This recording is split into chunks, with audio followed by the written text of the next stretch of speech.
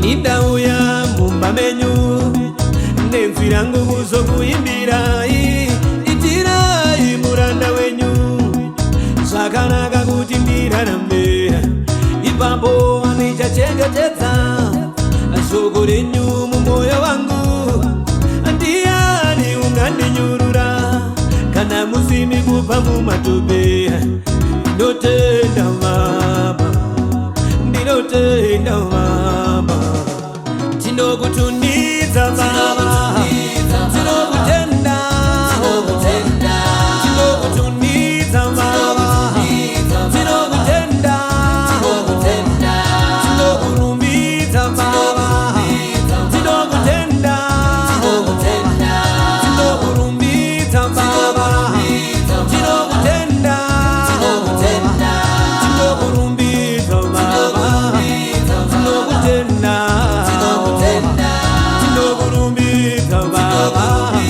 tinokutenda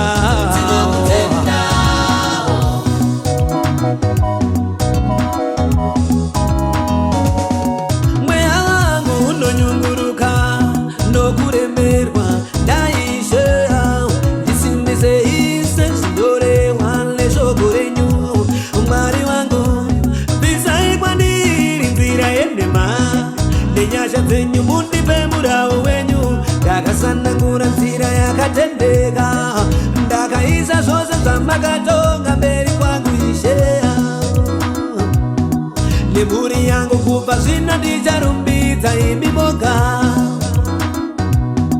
nekuti imi ndimi isheya wemadzishe tinokutunidza baba tinokutenda tinokutunidza we tinokutenda we tinokurumbidza we tinokurumidza baba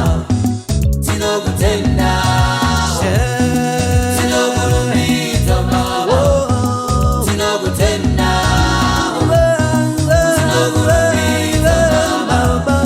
tinokutenda tinokurumbidza baba tinokutenda